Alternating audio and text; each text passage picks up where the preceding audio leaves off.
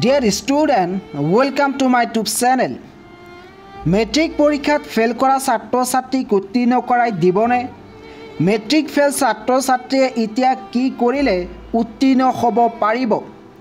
আজি এই বিষয়ে আলোচনা কৰিব বিচাৰিছো যেহেতু এই বছৰ ৰাজ্য লাখ লাখ মেট্ৰিক পৰীক্ষাৰ্থীয়ে ফেল কৰিছে আৰু এই ফেল কৰা ছাত্ৰ ছাত্ৰীসকলে এতিয়া কি কৰিলে উত্তীৰ্ণ হ'ব পাৰিব? ছাত্ৰ ছাত্ৰীসকলৰ বাবে এটা গুড নিউজ আহি পৰিছে। তো ফেল কৰা ছাত্ৰ ছাত্ৰীসকলৰ বাবে কেইবাটাও গুড নিউজ আহি পৰিছে। তোমালোকে এইটো চেনেলৰ জৰিয়তে এইটো ভিডিঅ'ৰ জৰিয়তে জানিব পাৰিবা। মেট্ৰিক পৰীক্ষাত ফেল কৰা ছাত্ৰ ছাত্ৰীয়ে এতিয়া কেনেকৈ উত্তীৰ্ণ হ'ব পাৰিব? যেহেতু মেট্ৰিক পৰীক্ষাত এই বছৰ ৰাজ্য লাখ লাখ শিক্ষাৰ্থীয়ে ফেল কৰিছে, এই ফেল কৰা ছাত্ৰ ছাত্ৰীসকলে এতিয়া কেনেকৈ উত্তীৰ্ণ হ'ব পাৰিব? এতিয়া কি কাম কৰিলে মেট্ৰিক পৰীক্ষাত ফেল কৰা ছাত্ৰ ছাত্ৰীক উত্তীৰ্ণ কৰাই দিব? দুটা পদ্ধতিৰ জৰিয়তে মেট্ৰিক পৰীক্ষাত ফেল কৰা ছাত্ৰ ছাত্ৰীয়ে উত্তীৰ্ণ হ'ব পাৰিব। যদিও এই বছৰ মেট্ৰিক পৰীক্ষাত ফেল কৰিছে, তথাপিও এই ফেল কৰা ছাত্ৰ ছাত্ৰীসকলে দুটা পদ্ধতিৰ জৰিয়তে দুটা প্ৰচেছৰ জৰিয়তে সিহঁতে উত্তীৰ্ণ হ'ব পাৰিব। একেবাৰে গুৰুত্বপূৰ্ণ আৰু ফাইনেল পদ্ধতিটো এইটো ভিডিঅ'ৰ একেবাৰে শেষত আলোচনা কৰা হৈছে। গতিকে এই বিষয়ে তোমালোকে যদি জানিব বিচৰা তোমালোকে স্কিপ নকৰাকৈ সম্পূৰ্ণ ভিডিঅ'টো চাবা, লগতে তোমালোকে চেনেলটো ছাবস্ক্ৰাইব কৰি থৈ দিবা যাতে এনেকুৱা ধৰণৰ খবৰবোৰ তোমালোকে সদায় লাভ কৰিব পাৰা। দুটা পদ্ধতিৰ জৰিয়তে মেট্ৰিক পৰীক্ষাত ফেল কৰা ছাত্ৰ ছাত্ৰীয়ে উত্তীৰ্ণ হ'ব পাৰিব। তাৰে প্ৰথমটো পদ্ধতি হৈছে এনচাৰ শ্বিট ৰিচেকিং কৰা।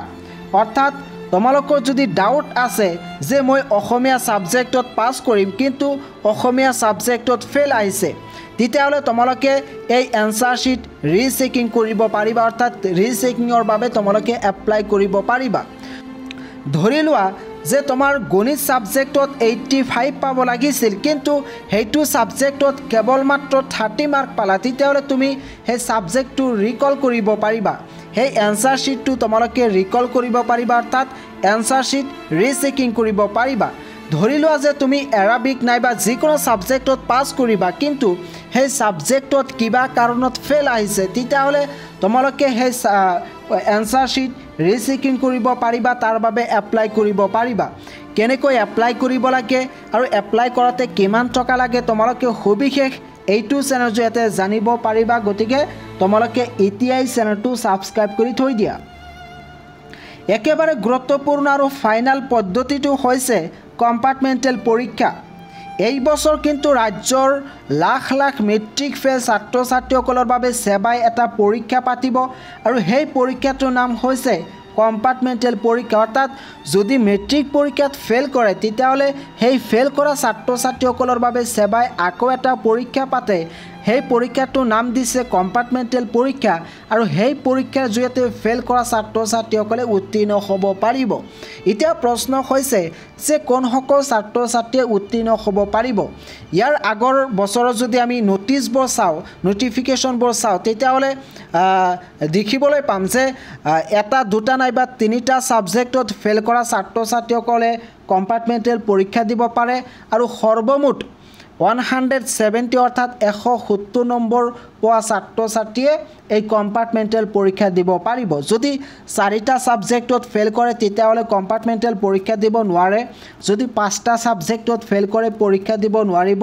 কিন্তু এটা দুটা নাইবা তিনিটা ছাবজেক্টত ফেল কৰিলে লগতে সৰ্বমুঠ 170 অৰ্থাৎ 170 মাৰ্ক পালে এই কম্পাৰ্টমেণ্টেল পৰীক্ষা দিব পাৰিব। এই কম্পাৰ্টমেণ্টেল পৰীক্ষাৰ ৰুটিন কেতিয়া প্ৰকাশ পায়, কেনেকৈ এপ্লাই কৰিব লাগে, ক'ত গৈ পৰীক্ষা দিব লাগিব, সবিশেষ কিন্তু তোমালোকে এইটো চেনেলৰ জৰিয়তে জানিব পাৰিবা। গতিকে তোমালোকে এই চেনেলটো এতিয়াই ছাবস্ক্ৰাইব কৰি থৈ দিবা।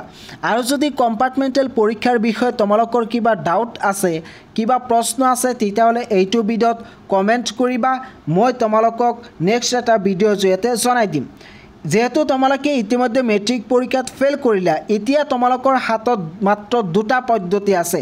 দুটা পদ্ধতিৰ জৰিয়তে তোমালোকে মেট্ৰিক পৰীক্ষাত উত্তীৰ্ণ হ'ব পাৰিবা তাৰে প্ৰথমটো পদ্ধতি হৈছে এনসাৰ শিট ৰিচেকিং অৰ্থাৎ তোমালোকে উত্তৰ বহী ৰিচেকিংৰ বাবে এপ্লাই কৰিব পাৰিবা ধৰি লোৱা যে তোমাৰ অসমীয়া সাবজেক্টত 5 মাৰ্ক আহিব লাগিছিল কিন্তু কিবা কাৰণত হেতু 5 মাৰ্ক অহা নাই ফেল আহিছে তেতিয়াহ'লে তুমি এটো ৰিচেকিং কৰিব পাৰিবা অৰ্থাৎ সেই বহিটো তুমি আকৌ চাব পাৰিবা